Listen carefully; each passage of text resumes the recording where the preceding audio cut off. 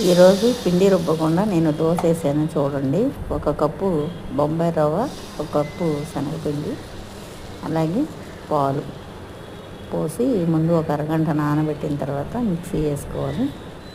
Mixie వేసుకున్న తర్వాత మనం దోశలు వేసుకోవాలి. మామూలు దోశలు వేసుకోవచ్చు. నేనైతే మామూలు దోశ వేసాను. ఆ పిండితో ఎగ్ దోశ కూడా వేసాను చూడండి.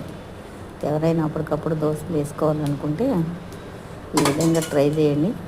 మామూలు దోశలు ఎలా ఉంటాయో అలాగే ఉంటాయి. మన ఇంట్లో దోశలు అంత కాదు, కానీ హోటల్ స్టైల్ దోశలు ఎలా ఉంటాయి అలా ఉండేవి అన్నమాట.